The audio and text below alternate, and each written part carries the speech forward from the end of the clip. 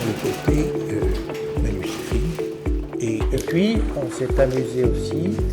Il l'avait présenté comme un vaisseau, comme un paquebot, c'est-à-dire ce qui a été fait. Finalement, on y est. Et je me souviens quand je présentais Il craignait qu'en ouvrant les portes. Moi, j'en garde des bons souvenirs. On s'était fait des connexions. L'essentiel, c'était les petits conseils.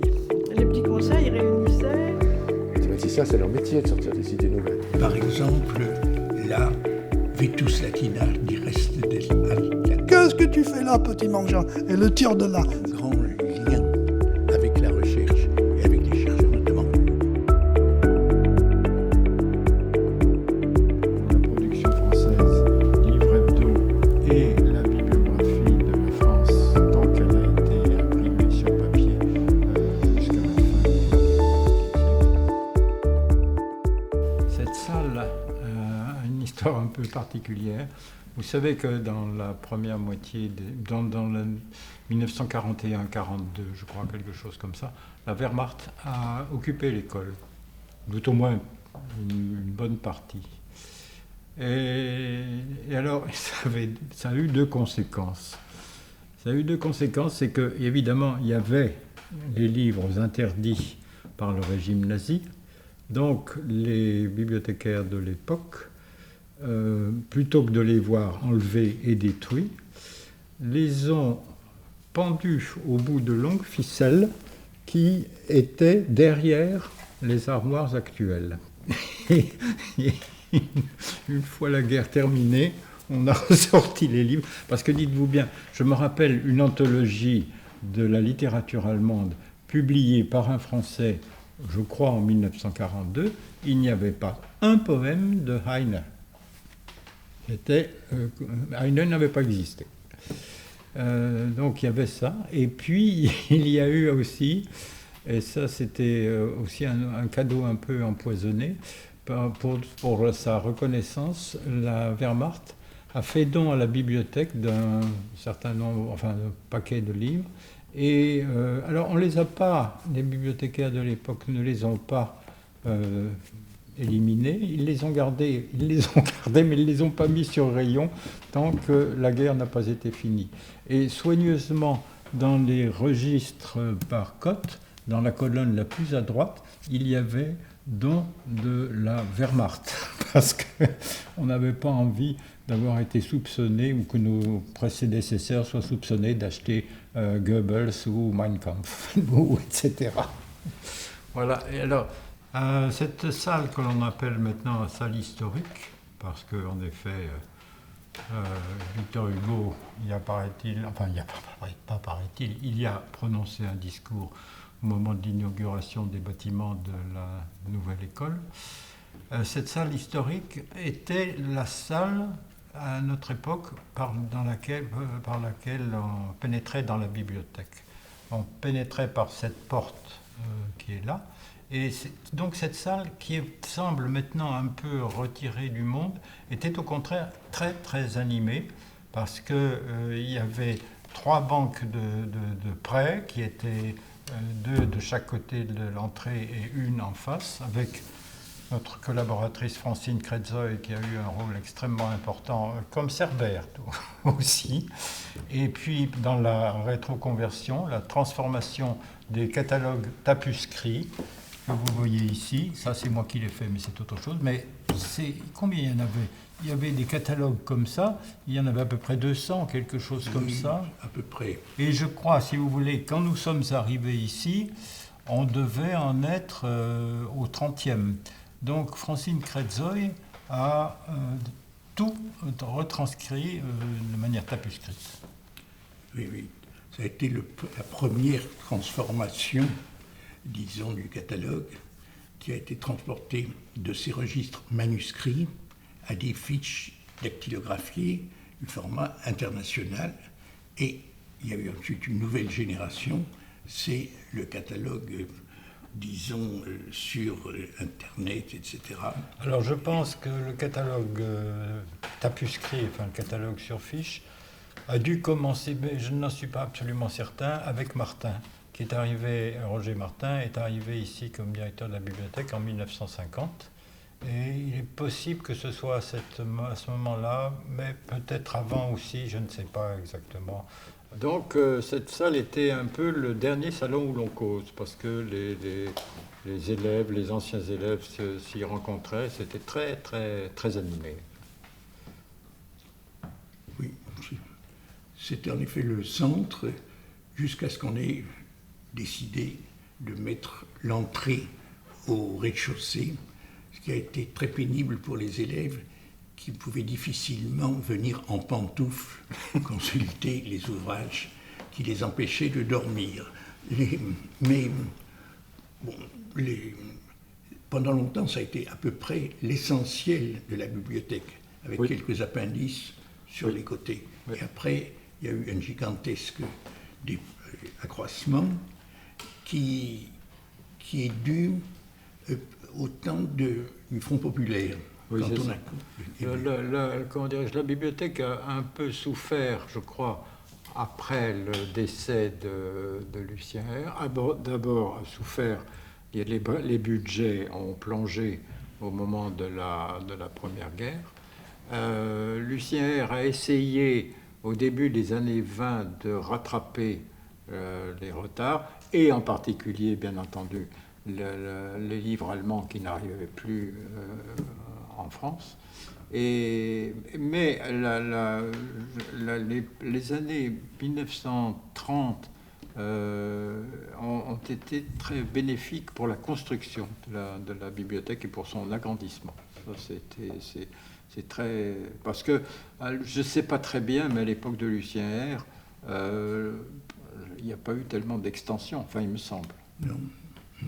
L'école est restée à peu près stable au temps de Lucien R, ce qui est donc 1888-1926 à peu près. Donc ça s'est développé admirablement au point de vue des collections, mais au point de vue espace, c'était assez contraint. Ça craquait, si vous voulez, en ce sens que vous aviez des rayonnages sur des livres sur 2 ou éventuellement 3 profondeurs. Ce qui était très peu pratique. Ces bibliothèques étaient munies de corniches sur lesquelles on trouvait des livres, et pour y arriver, ces échelles vénérables étaient mises à contribution, et j'ai souvenir que je ne me sentais pas très à mon aise pour trouver un petit traité de Cicéron qui était caché sur la 2e rangée. Donc la vie se passait essentiellement ici. Quand j'étais élève, on pénétrait ici. Ce n'était pas encore Mademoiselle Kretzoy, mais disons, on était contrôlé plus ou moins sévèrement. C'est devenu plus terrible avec Mademoiselle Kretzoy, qui, si vous voulez, le futur directeur de l'école de Rome, Pietri, me disait: je suis prêt à payer son poids en or pour faire venir Mademoiselle Kretzoy à Rome pour tenir la bibliothèque. C'est vous dire la qualité du personnel de cette maison, qui a la particularité, vous y insistiez au début que nous nous sommes rencontrés, sur la longévité des gens. Oui. Enfin, des gens qui ont beaucoup investi dans la bibliothèque. Ce qui est, à mon sens, un très bon signe. Et il ne restait pas ici longtemps parce qu'on se tournait les pouces, mais parce que il y avait une équipe très, très soudée. Et il a fait du travail, grand Dieu, mais c'était vraiment, j'ai vu ces équipes fonctionner très harmonieusement et sur de longues durées. Pour moi, c'est une des choses que je garde de cette bibliothèque. Ce qui n'était pas toujours tellement apprécié dans le vaste monde, parce que je me souviens d'une réunion des directeurs de bibliothèques universitaires à laquelle j'étais convié, bien qu'indigne, bien sûr. Eh bien, on avait parlé de personnes qui restaient 10 ans dans le même poste, et tout le monde s'était esclaffé devant cette stabilité scandaleuse. Alors, à ce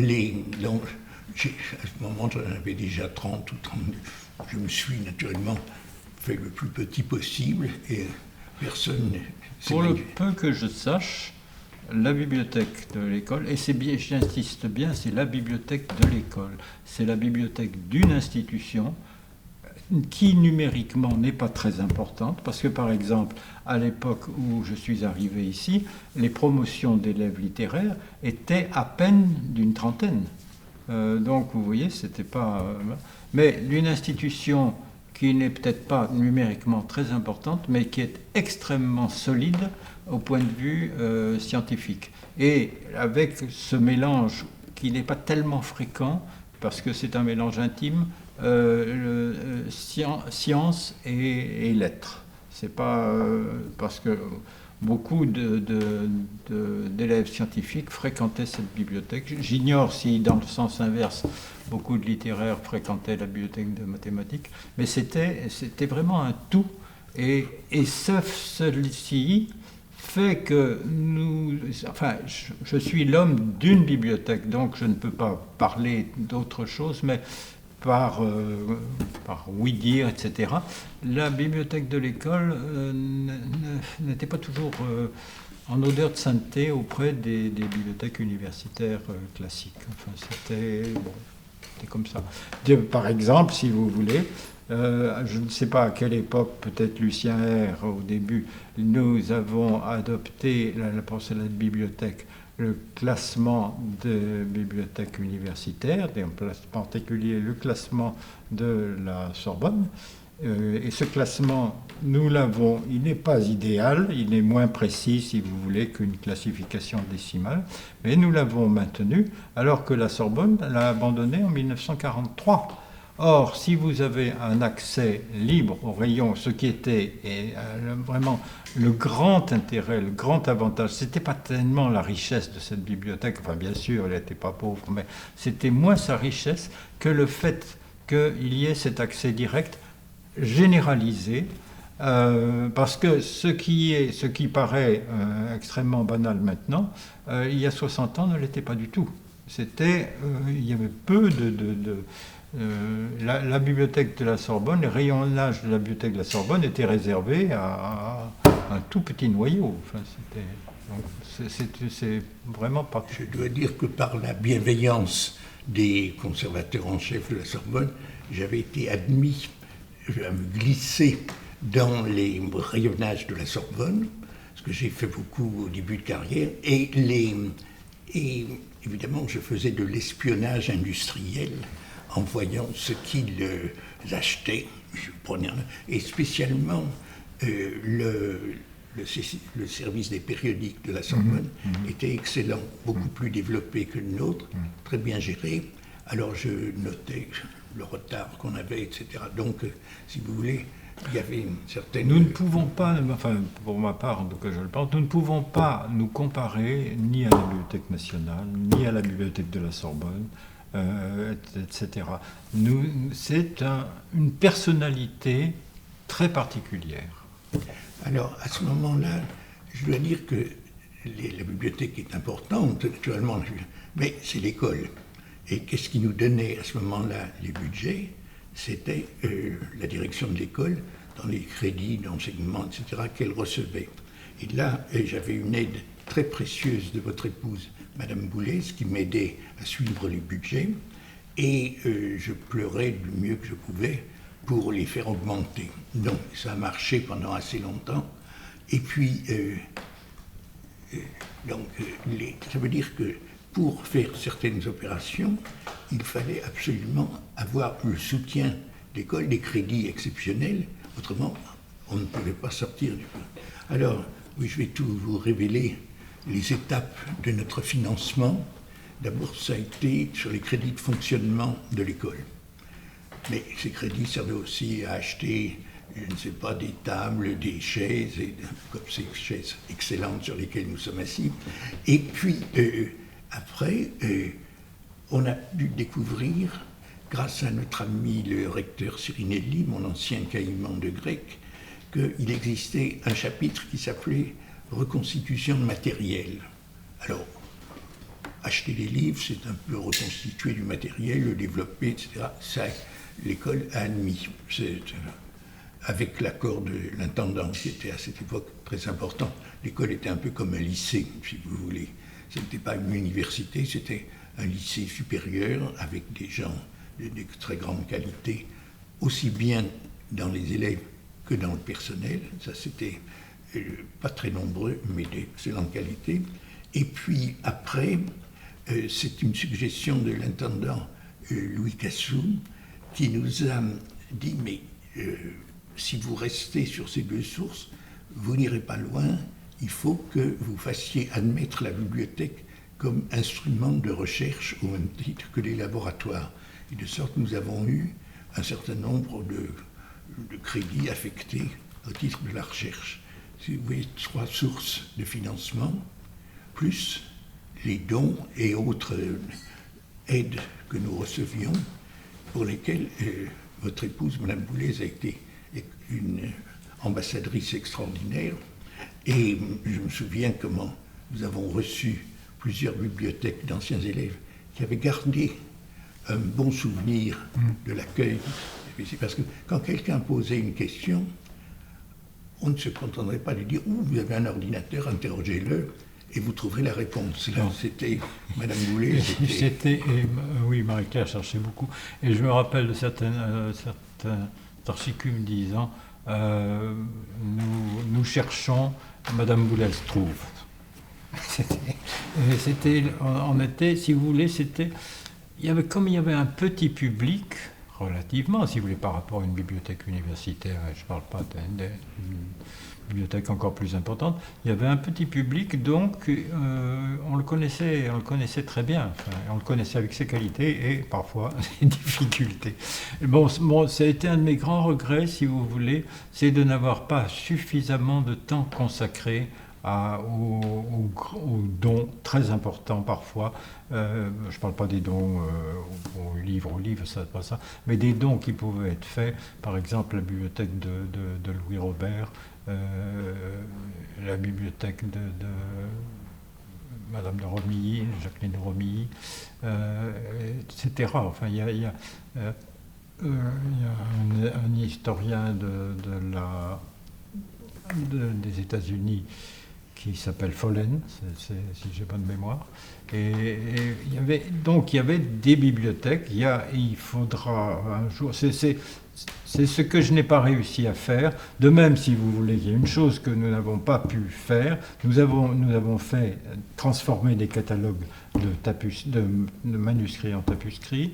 Nous avons, après, grâce à Daniel Ablin, s'est installée l'informatisation.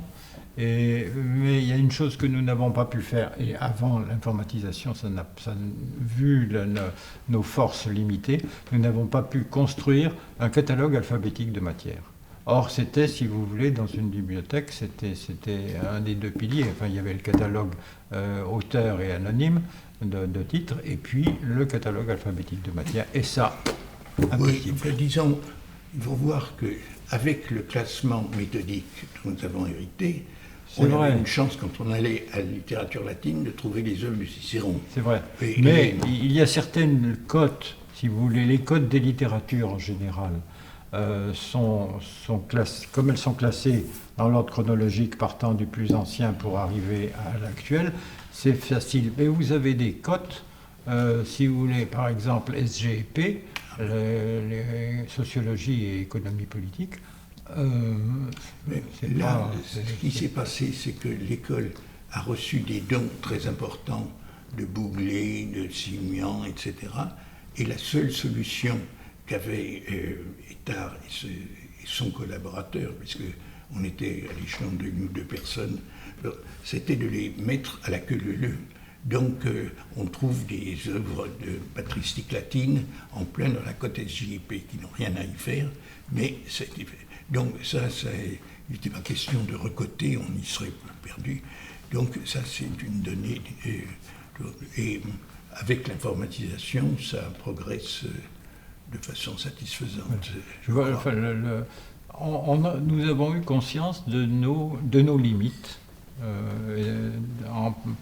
parce que le personnel était en effet relativement limité. Mais je crois qu'il faut dire aussi qu'on a eu la chance d'avoir un personnel de très grande qualité. Et là, ça a été vraiment le secret de la bibliothèque, qu'au début, on pouvait choisir les personnes et elles étaient recrutées par l'école, et c'était, disons, un peu à la bonne franquette, le ministère approuvait. Après, ça a été plus difficile parce qu'il y a eu des concours de recrutement, et en principe, la personne qui avait remporté le concours venait ici. Mais en général, on a eu des gens vraiment excellents qui sont restés très longtemps, ce qui prouve qu'ils ne se sont pas trop mal sentis. Madame Abelin est là depuis une trentaine d'années maintenant, donc il y a eu Françoise Daufrogne. Françoise Daufrogne qui a été parfaite, Nicole Hart aussi, que je crois que vous interviewerez, qui ont vraiment fait, alors avec des responsabilités différentes. Madame Daufrogne s'occupait beaucoup, avec moi c'est un peu un violon d'encre là que j'ai, des côtés archives, histoire de l'école. Et elle avait fait un fichier très important sur les différents archicubes qu'on avait. Et savez-vous que l'idée m'en est venue quand l'ancien directeur scientifique Albert Kierman m'a dit « J'ai un tas de titres et travaux de candidats au poste de professeur à la Sorbonne, et qu'est-ce que j'en fais? C'est très intéressant. » Et alors on s'est dit, il faut les garder et avoir en somme un fichier alphabétique des différents anciens élèves ou anciens professeurs de l'école. Et par exemple, quand on a fait une cérémonie en l'honneur de Yves Rocard, le père de la bombe atomique française et directeur du laboratoire de physique, on était très content de retrouver ces documents sauvés de la destruction, qui retraçait tout son curriculum vitae. On s'est occupé pas mal de bibliothèques universitaires, notamment et d'instituts d'université ou de formation CNRS. Alors, par exemple, j'ai travaillé beaucoup à l'Institut de recherche et d'histoire des textes, et naturellement, au département des manuscrits de la Bibliothèque nationale. Donc, j'avais une vision un peu de ce qui s'achetait là-bas.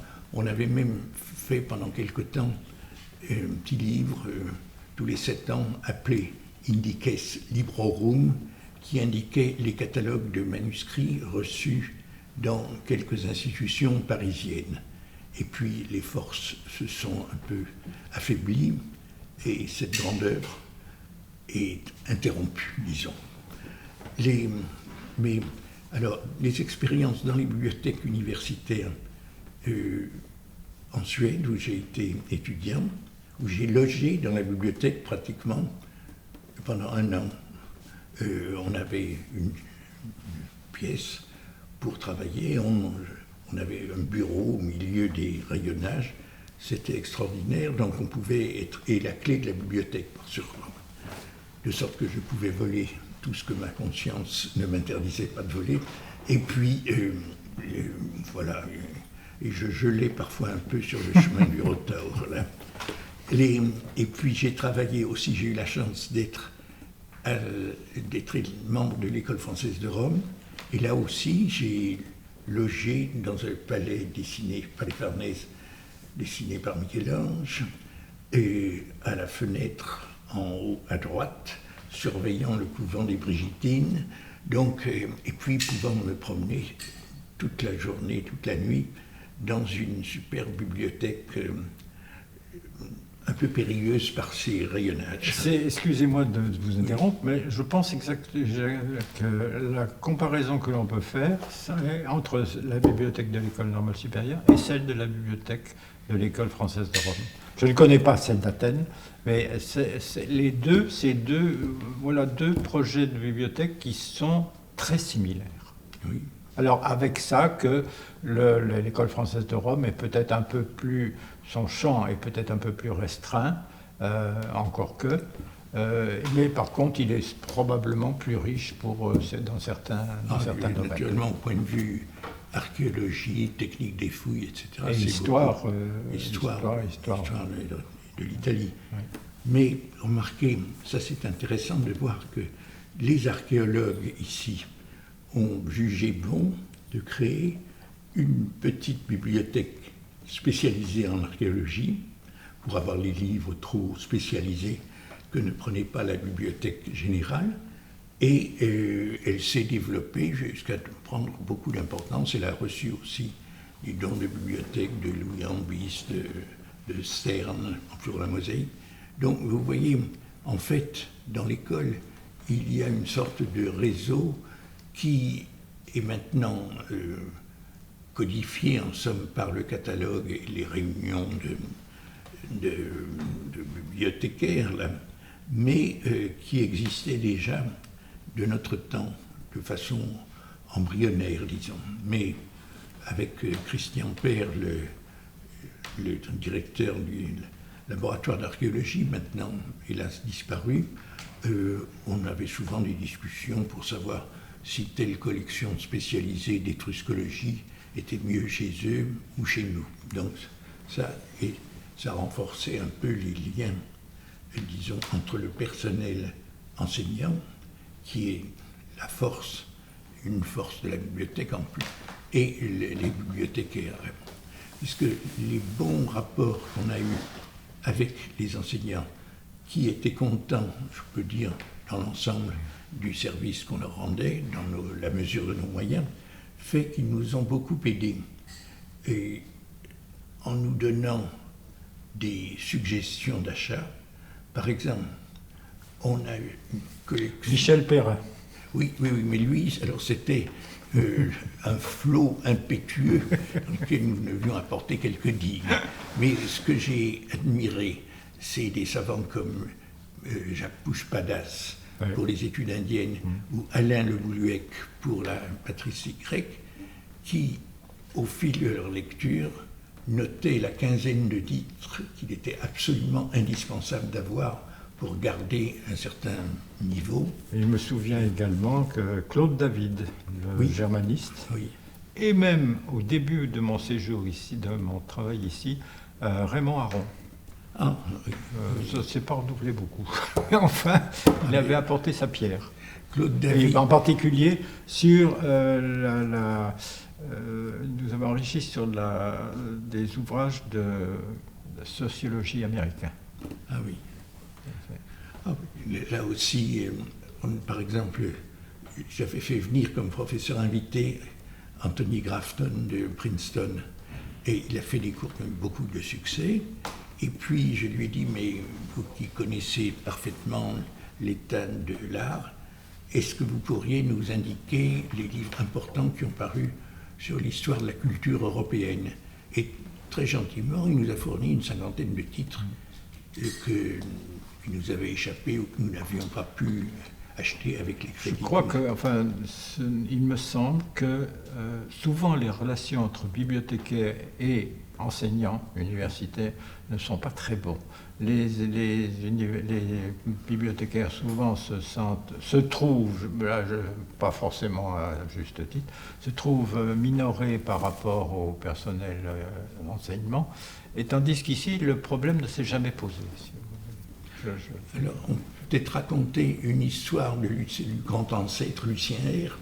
Il nous avait dit que quand il s'est marié, sa belle famille suisse voulait faire part, figure non pas bibliothécaire, mais professeur. Vous voyez Alors, voilà. Mais alors, on peut peut-être dire un mot de Jeanne Lucien R, que nous avons bien vu, qu'on avait fait, c'était je crois en 1976, une exposition dans cette salle sur Lucien R. Tiens, on aurait pu montrer le catalogue avec Françoise Daufragne. Et Madame Lucien R semblait avoir une vitalité extraordinaire, puisqu'elle avait près de 90 ans, je pense. Et elle avait géré pendant des années, des décennies, le répertoire d'art et d'archéologie. Et alors l'autre grande Suissesse qui exerçait la bibliographie, c'est Juliette Ernst, qui nous a donné, qui était la patronne de l'année philologique. Et elle nous a donné beaucoup de livres, tout à fait importants, qu'elle recevait en hommage de peu partout. et qu'elle ne pouvait pas garder dans son modeste appartement de 2 pièces qui servaient de centre nerveux à l'année philologique. Alors j'ajoute un petit détail personnel, je devais m'entendre assez bien avec elle puisque elle m'a demandé d'être le trésorier de la Société internationale de bibliographie classique qui publie l'année philologique. C'était en 1979, elle m'a dit « Oh, vous savez, ce n'est pas compliqué, il y a un chèque à établir pour les fabricants, les imprimeurs, et un chèque à recevoir du diffuseur.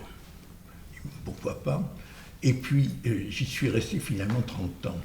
Mais ça avait changé entièrement. Le livre qui était déficitaire, une fois qu'il a été traité sur informatique, est devenu bénéficiaire, et le problème n'était plus de trouver l'argent pour terminer l'exercice, mais de placer utilement l'argent dans les filiales qui ont de plus en plus de mal à obtenir des crédits de leurs universités ou académies. Donc là, l'école a joué peut-être un petit rôle et a profité sûrement de livres en antiquité classique. À travers Pierre-Paul Corsetti. Oui, aussi, qui a été le grand bibliographe qui a aidé et succédé d'une certaine manière à Juliette Ernst, et qui nous donnait beaucoup de conseils très vigoureux. Vous évoquiez aussi un autre bienfaiteur de Michel-Yves Perrin, oui. Qui, alors lui, il était merveilleux, mais il est toujours, heureusement, en grande activité. Il est même fait partie d'un conseil qui veille sur la bibliothèque. Mais seulement, lui, c'était l'excès inverse. Il nous donnait des pages et des pages de livres passionnants qu'il avait lus. Et le samedi, nous renions. On se disait c'est un peu pointu pour nous, etc. On peut peut-être dire un mot du samedi maintenant. Oui. Nos samedis après-midi. Le samedi après-midi était consacré à ces problèmes d'acquisition. Donc nous avions, parce que c'est pas le tout de faire des acquisitions, il faut, comment dirais-je, récolter, rassembler la documentation. Pour ma part, et je pense que M. Petit-Mangin faisait autant, je lisais pour la production française Livre Hebdo et la bibliographie de la France tant qu'elle a été imprimée sur papier jusqu'à la fin du XXe siècle. Ça, parce qu'on apprenait ainsi des choses qui échappaient au circuit plus banal de Livre Hebdo. Et puis, il fallait avoir une documentation. Sur les livres anglais, je lisais le supplément littéraire du Times. Sur les livres américains, je lisais la New York Review of Books. Je lisais Das Deutsche Buch, si j'ai bonne mémoire. En italien, il y avait peut-être I Libri Italiani, je ne me rappelle plus exactement. Indice del Libro. Indice del Libro, d'accord. Peut-être un peu en espagnol.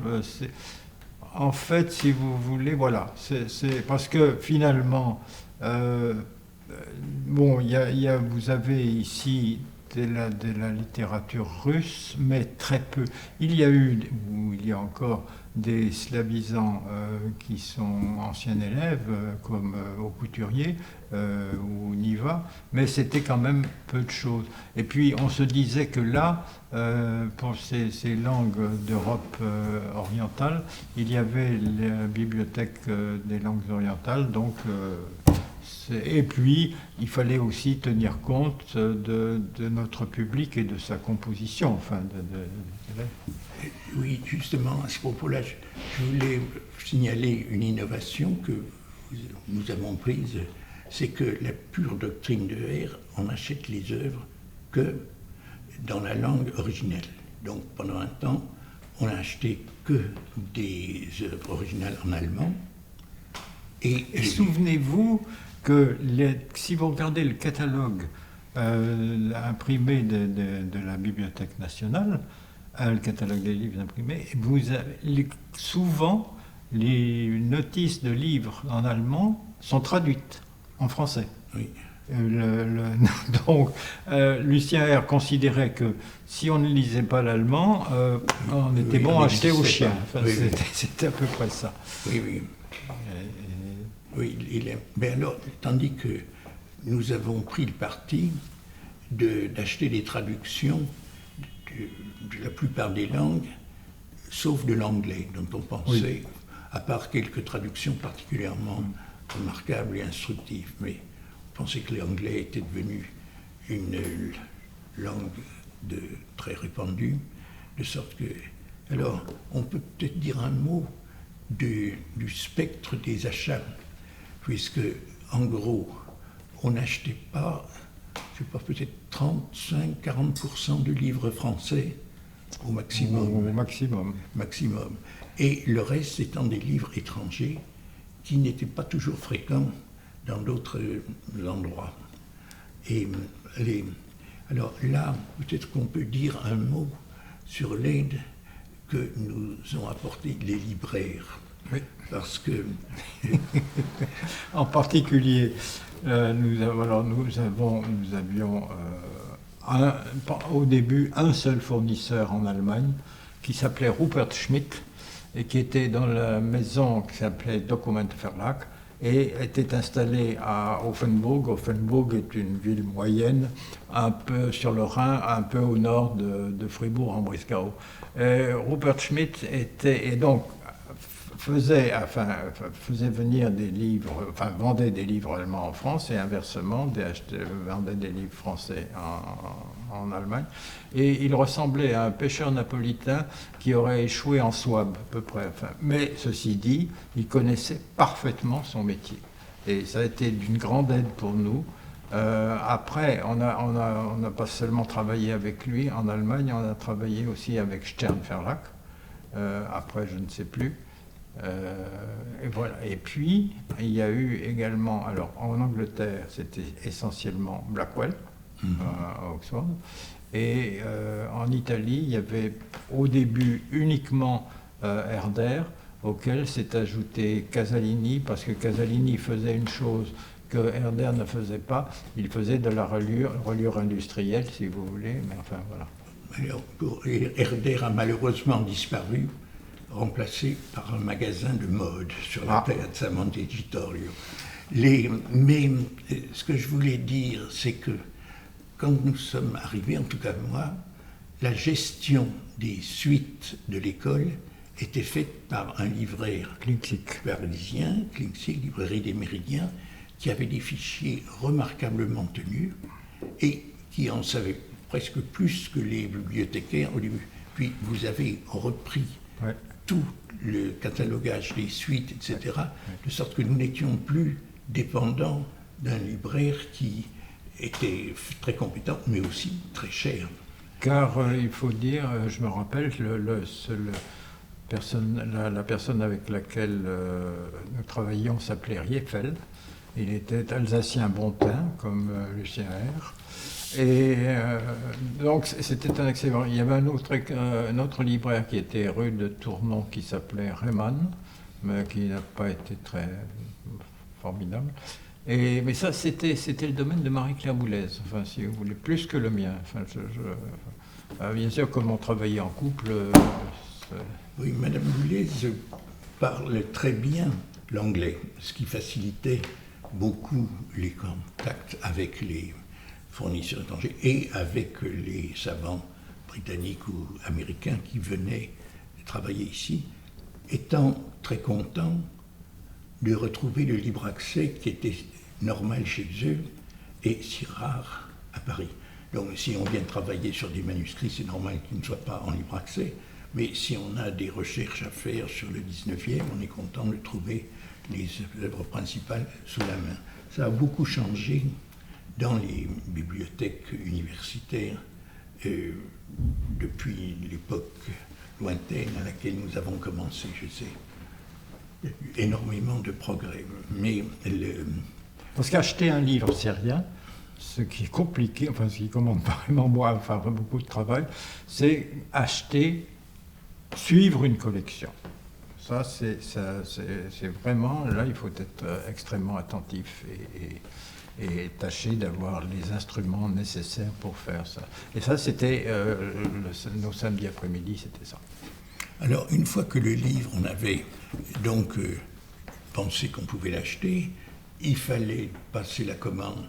Et comme on avait en général des libraires très sérieux, ça arrivait à son bon port. Parfois non, donc il fallait réclamer, enfin, etc. Ça, c'était toute la routine. Marie-Claire Boulez était le bras armé là-dedans. Oui.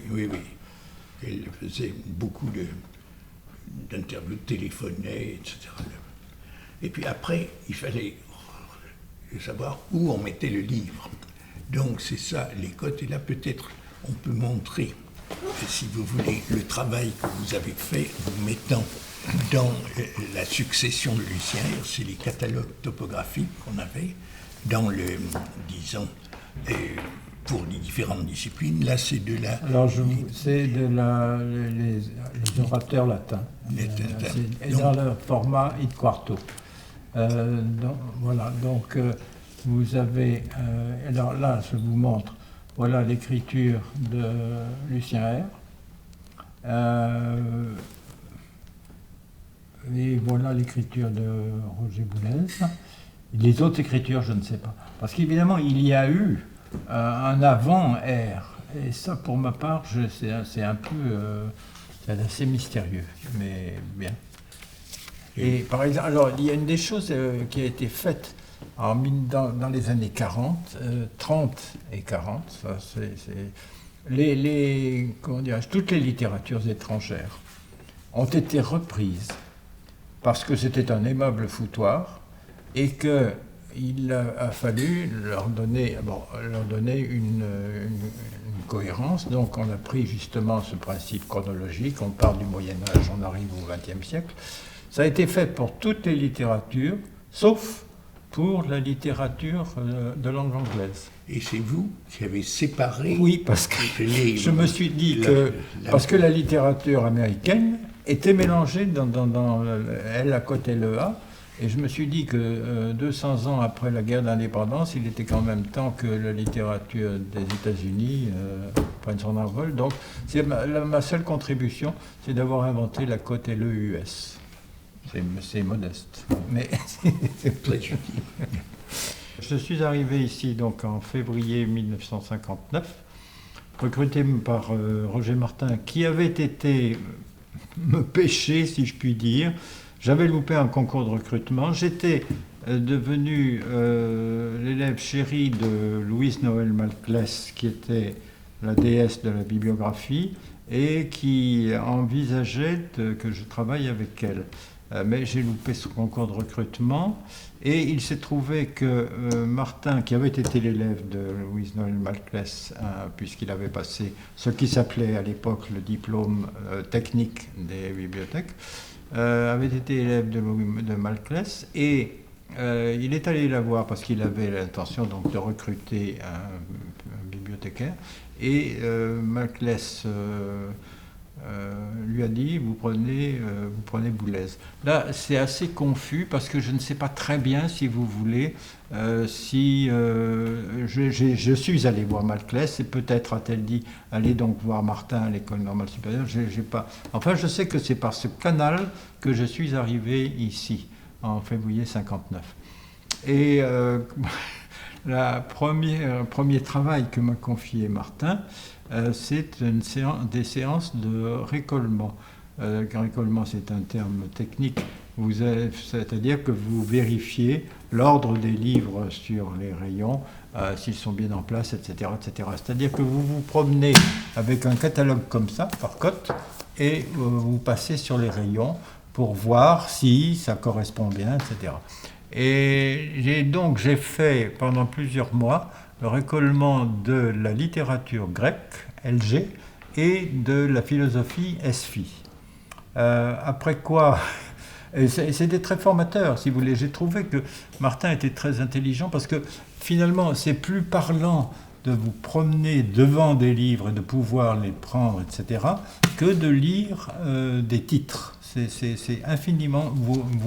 Vraiment, vous comprenez à ce moment-là ce que ça peut avoir un côté pratique, c'est-à-dire que vous trouvez des livres qui ne sont pas exactement à leur place, etc. Très bien. Vous notez également que des livres ont disparu, d'accord. Mais c'est pour prendre connaissance d'une bibliothèque, c'est un exercice excellent. Et comme dit, je ne sais quel film, l'exercice ayant été profitable, on est passé à autre chose. Mais il faut bien dire que les acquisitions, je n'y ai touché que plusieurs années après, parce que, il fallait que je fasse mon apprentissage. Par contre, j'ai été tout de suite plongé dans la cotation. Alors après le passage, je savais, Martin, il a quand même consacré 15 ans de sa vie à cette bibliothèque. Mais si vous voulez, j'ai bien compris que la logique et l'enseignement de la logique étaient pour lui plus importants. Non, il ne négligeait pas la bibliothèque, mais que sa vocation était l'enseignement plus que de continuer sur ça. Mais encore que, il était un excellent bibliothécaire. J'ai eu 2 patrons, tant Roger Martin que Pierre Petit-Mangin, absolument merveilleux, parce que c'est vrai, oui, peut-être, mais si vous voulez, c'était l'un et l'autre, c'était pour Roger Martin, qui est mort vraiment beaucoup trop jeune, des hommes d'un grand savoir et d'une grande culture, et troisièmement, ce qui n'est pas négligeable et qui ne pousse pas à tous les coins de couloir dans cette maison, d'une grande modestie. Tout ça réuni fait que c'était les patrons dont on ne pouvait pas rêver. C'était la merveille. Écoutez, je vais être un peu plus modeste et remonter à l'année 1956-57, quand j'étais élève à l'école. Et, si vous voulez, j'ai soumis à M. Martin des demandes d'acquisition pour la bibliothèque. Et on a retrouvé les fiches que j'avais remplies, par exemple, la Vetus Latina, die Reste des lateinischen Bibeln nach Petrus Sabatier neu gesammelt, Klingsig, commandé le 8 décembre 1958.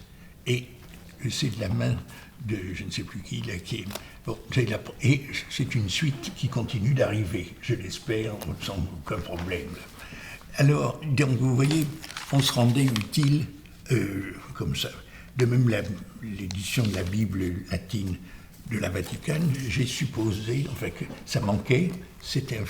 Alors, il faut voir que la doctrine, le choix, qui est le point important, c'est que, comme on ne pouvait pas acheter tout, notre grande difficulté, et là où on a fait ce qu'on a pu, là, c'était d'acheter les bons livres et pas les mauvais.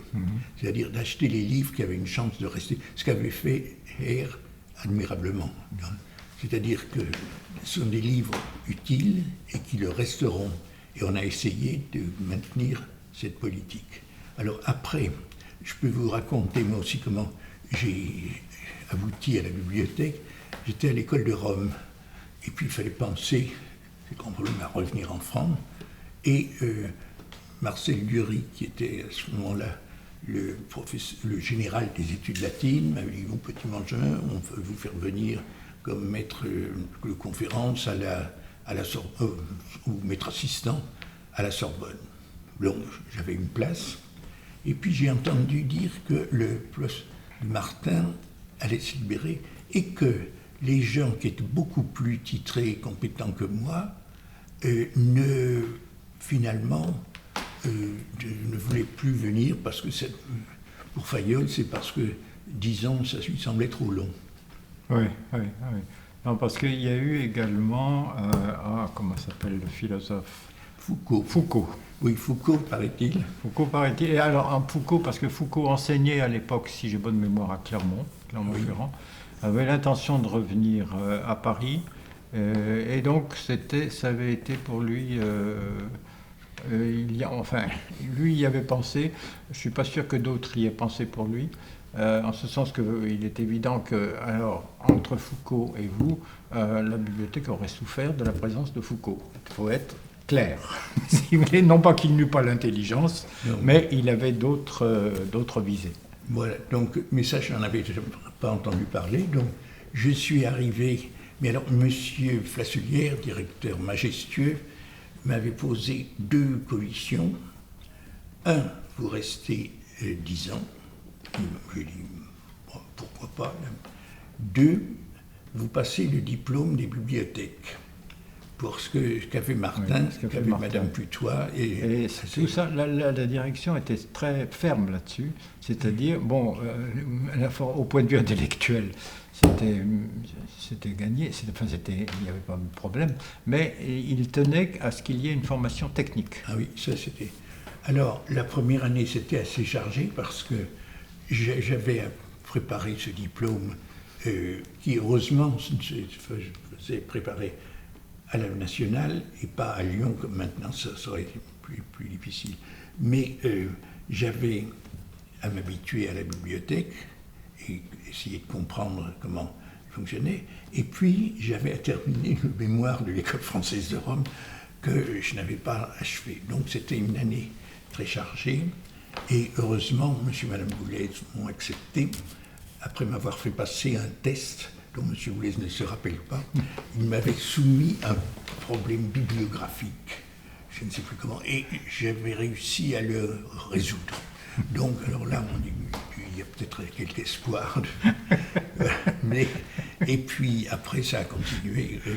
Muni des divers sacrements, j'ai pu me consacrer à la bibliothèque. Et alors, comme je le disais au début, c'est une équipe très très bonne. Là, et les gens se sont, dans l'ensemble, très bien entendus pour arriver à quelque chose.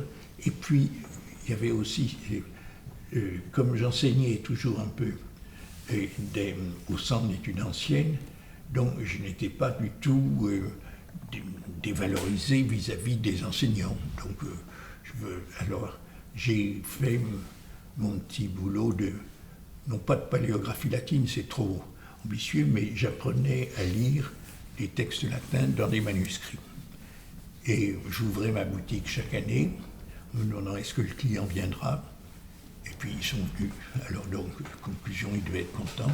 Et je faisais ça le mardi soir. Et puis, il y a une chose là, vous vous êtes consacré entièrement à la bibliothèque. Moi, il fallait que je travaille un peu sur mes recherches là. Alors j'avais trouvé une solution, et grâce à votre gentillesse, le vendredi, pendant longtemps, je me suis enfui dans une autre bibliothèque très belle, très pratique, celle des Jésuites qui était alors à Chantilly. Elle est maintenant versée à la bibliothèque municipale de Lyon. Dans ce temps-là, il y avait une sorte de bibliothèque centrale de la compagnie, et il n'y avait pas de téléphone, on était tranquille, et puis avec un fond admirable, de sorte que je revenais le vendredi soir avec l'esprit un peu changé, et le samedi après-midi, je passais pour parler de questions d'acquisition avec M. Boulez. Je dois dire que j'étais moins sérieux que lui, c'est-à-dire que vous avez lu... Il faut dire, quand est-ce que M. Boulez pouvait lire ses revues? Si vous voulez, comme il était toute la journée à la bibliothèque. Le soir? Le soir, c'est ça. Et le dimanche. Voilà, donc voilà. C'était 7 jours sur 7. Voilà, donc moi j'en lisais aussi un peu, mais disons... Mais c'était passionnant, si vous voulez. Je veux dire, c'était pas un pinceau. Lire tous ces comptes rendus était... vraiment, c'était... Et moi, je lisais aussi Das Deutsche Buch, c'est-à-dire une publication uniquement des titres faits par la bibliographie allemande. Et j'ai trouvé des tas de choses tout à fait passionnantes. Et ça permettait d'être très au courant des collections, des choses, des suites. Donc parce qu'encore une fois, le difficile n'est pas d'acheter un livre isolé, c'est d'acheter une série. Et Das Deutsche Buch était très précieux. Bon, même, si vous voulez, si à l'autre bout il y avait Schmitt ou comment il s'appelait, ou Sternverlag, il n'empêche que c'était une bonne manière de contrôler. Alors, on peut dire que ça a été un des changements qu'on a apporté à la politique de Ettard. Parce que, disons, Ettard avait des gros problèmes, était sûrement un homme extrêmement intelligent, éditeur d'Aristote pour l'Académie de Berlin. Mais c'est un petit peu, il a tranché un petit peu légèrement, sans peut-être se renseigner vraiment auprès des gens des disciplines concernées, de sorte que ça devenait un petit peu sautant, la qualité des achats. Alors, et notamment, il piquait dans des collections les livres qui lui semblaient intéressants. Alors, nous avons... oui, on a eu une autre politique. Une autre politique, peut-être moins géniale, mais plus sûre. C'est-à-dire qu'on a pris des livres qui n'étaient pas extraordinaires pour respecter la collection, jusqu'à ce que les collections deviennent des espèces de monstres, comme on a vu par exemple pour Mouton, qui publiait n'importe quoi, Langue, en série. Oui. En Allemagne, oui. Et comment ça s'appelle Garnier maintenant. Oui. Il ne publie rien qui ne soit pas dans une collection. Oui. C'est ce qui est forcer la main, si vous voulez, et faire passer, bon, je ne dis pas toujours le pire, mais ça arrive. Donc là, c'est pour les collègues actuels. Et si vous voulez, Langue, c'est pareil en Allemagne, il ne publie aucun livre qui ne appartienne pas à une collection. Oui, donc c'est devenu très problématique. Si ce critère demande à être révisé et suppose des collègues actuels un esprit critique particulièrement éveillé. Absolument. Pour ne pas se charger. Absolument. Ils ont plus de difficultés certainement que nous, parce que les éditeurs ont changé de politique. Tous les deux, vous étudiez toutes les cotes dans votre moisson. Est-ce que vous aviez des répartitions disciplinaires ou pas ? Les confrontations servaient à ça, mon petit.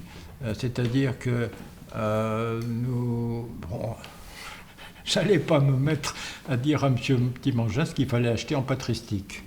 Bon, par contre, peut-être qu'en littérature, dans certains domaines littéraires, et j'étais mieux armé que lui. Peut-être que, si vous voulez, du fait d'une autre partie de ma vie, j'ai développé un peu la cote BAM parce qu'elle était un peu faible, si vous voulez, que là j'avais des informations, etc. Mais le samedi, c'était ça, si vous voulez. On se confrontait. Et chacun apportait sa pierre. Et donc, si vous voulez, à force d'entendre M. Petit-Mangin me dire ce qu'il y avait dans ces domaines préférentiels pour lui, j'assimilais.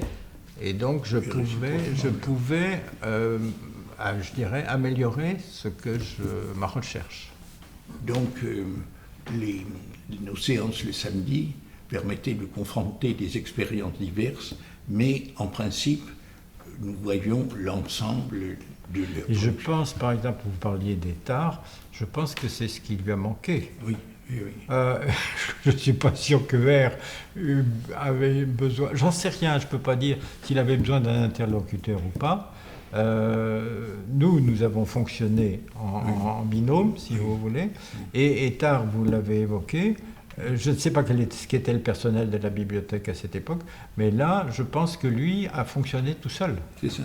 Parce que je pense qu'il y a eu quelqu'un comme Meuvray, mais qui a été une brève comète, peu après la mort de Lucien R. Et puis c'est tout. Enfin, je ne suis pas sûr qu'il y ait eu d'autres... et donc, Ettard était seul à décider de ses acquisitions. On peut peut-être rappeler que, pour l'histoire, R avait choisi comme aide bibliothécaire un certain Marcel Déat, qui a eu après une carrière qui lui aussi a fait un bref passage. Oui, c'est ça. Ça n'a pas duré longtemps.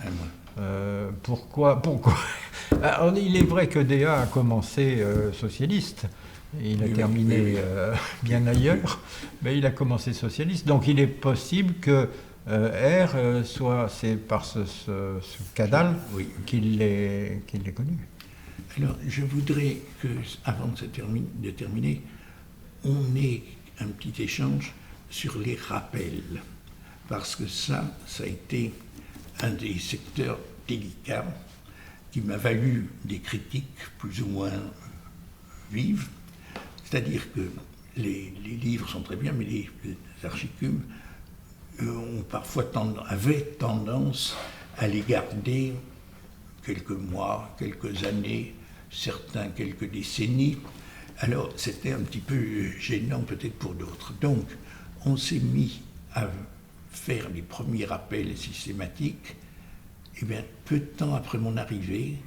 Et ça a été l'aide extraordinaire de Mlle Kretzoy, on lui photocopiait toutes les fiches en retard et elle faisait une lettre, disons, qu'elle envoyait aux gens, et je l'agrémentais de quelques petites remarques du genre « désolé » ou « courtam sero, pourquoi si longtemps, pourquoi si tard », etc. Donc ça créait un lien avec les lecteurs, et puis ça devenait de plus en plus violent au fil des rappels, et ça avait parfois du succès. Mais c'était un travail énorme qui prenait au moins, je dirais 3 semaines de travail à Francine Kretzoy, et qui était finalement très utile parce que ça montrait au public qu'on suivait. Oui, qu'on suivait, qu'on ne se désintéressait pas de ce qu'il fallait. Mais c'était un peu lourd.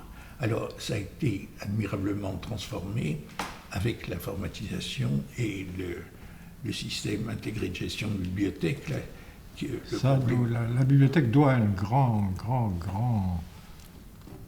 reconnaissance aux personnes qui ont mis sur pied cette informatisation, qui a eu des effets sur toute la bibliothèque, sur tout son fonctionnement, et en particulier Daniel Ablin, qui a été vraiment, je pense, pivot, parce que pour ma part, j'ai parmi mes 2 fils un informaticien, mais l'informatique n'a jamais été ma tasse de thé, tandis que Daniel Ablin, je ne sais pas si c'était sa tasse de thé ou pas, mais en tout cas, elle a fait ce travail considérable. Aussi considérable, si vous voulez, que celui de Francine Kretzoy, transformant ceci en ceci. Mais avec, on peut l'espérer en tout cas, une durée plus grande. Oui, j'espère qu'on aura l'occasion de parler d'informatisation avec Daniel Ablin. Il n'était pas spécialement compétent, mais me promenant dans pas mal de bibliothèques étrangères, j'ai vu fonctionner un logiciel qui m'a fait très bonne impression, et qui était précédé d'un autre qui était beaucoup plus lourd à Londres. Et Libertas a été remplacé par le logiciel d'Innovative de Californie, et on a réussi. On avait envoyé une équipe de projet extraordinaire avec Daniel Ablin, Laure Léveillé et Liliane Zweig, qui sont allés discuter le coup avec les gens de l'Université de Londres, et ils sont arrivés à la conclusion que c'était ce qu'il y avait de meilleur sur le marché. Et alors après, il a fallu convaincre les hautes autorités de l'école que l'investissement en valait la chandelle. Et ça n'a pas été évident du tout, mais là j'ai été beaucoup aidé, nous avons été beaucoup aidés par Madame Trédé et Madame Bénard, directeur des sciences, qui ont réussi à persuader le directeur, mon camarade de promotion Étienne Guyon, qui était un peu méfiant et voulait vraiment être sûr qu'il n'y avait pas moyen de bricoler des choses plus utiles et moins chers, etc. Donc là, il y a eu un moment délicat, mais finalement, il s'est laissé convaincre et on a pu commencer vraiment les travaux qui durent maintenant depuis 20 ans et qui ont transformé la vie et l'efficacité de la bibliothèque.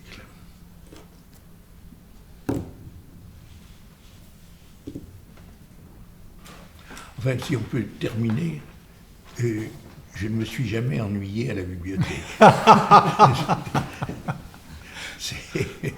Où aurait-on trouvé le temps de s'ennuyer? C'est vrai.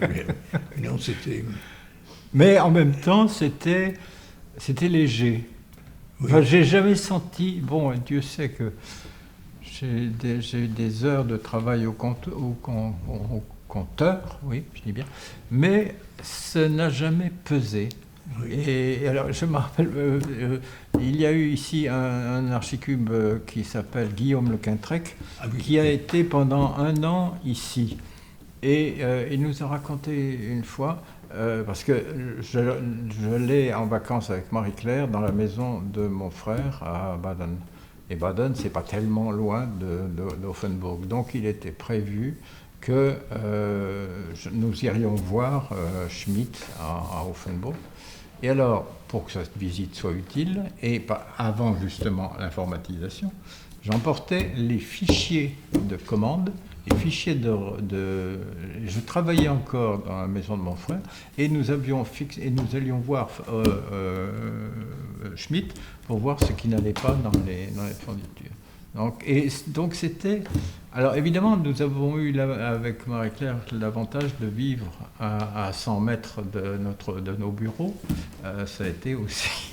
J'ai oublié de dire qu'une des conditions qu'on m'avait imposées en arrivant, c'était de loger sur place, d'utiliser l'appartement de... Qu'est-ce qui avait été... Lucien n'a jamais voulu habiter. Roger Martin y a été. Il a été... Roger Martin y était. Oui, Roger Martin y était. À Étard, je n'en sais rien. Je crois qu'Étard y était, ouais. Mais ça a été... bon, c'est comme ça. Et Roger Martin m'avait dit, ben, tu vois, si tu vas...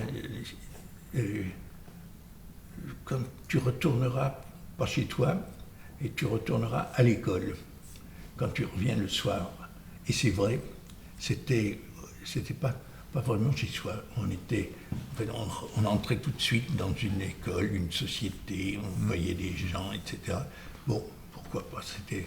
La vie privée en prenait un coup, ça, faut bien le dire. Oui, c'est pour ça que je me suis beaucoup caché jusqu'à ce que je ne sois marié, où là j'étais plus présentable. Mais oui, parce qu'il y a cette société, c'est comme chez Balzac, il y a des règles.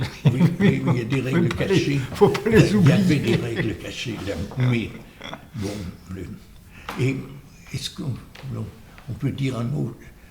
Il y a beaucoup de gens merveilleux dans cette école, dans le personnel, notamment chez le personnel d'intendance, et aussi certains secrétaires généraux ont été vraiment parfaits, de sorte que ça créait une atmosphère agréable, si vous voulez. Ça facilitait considérablement le travail d'administration. Oui. Bon, personnellement, j'en parle de l'extérieur parce que, encore une fois, Marie-Claire et vous-même m'avez épargné ce domaine, mais les relations que vous aviez ou que Marie-Claire avait avec intendant, sous-intendant, secrétariat, etc., ça facilitait énormément le travail. Je ne sais pas si vous inviterez Madame Pantin à témoigner, ou les anciennes bibliothécaires de Sèvres. C'était absolument terrible. L'intendante de Sèvres, mademoiselle Nicole, obligeait à faire des gymnastiques comptables. Enfin, il fallait engager tous les livres et ensuite, s'il n'était pas arrivé, les désengager dans le budget de l'année. Donc ça faisait des manœuvres tout à fait pénibles, et toute une part du temps des collègues de journal était utilisé à des exercices assez stériles. Oui. Et ça, heureusement, l'administration de l'école, et spécialement l'administration financière, nous laissait une petite liberté qu'on a essayé de respecter sans faire.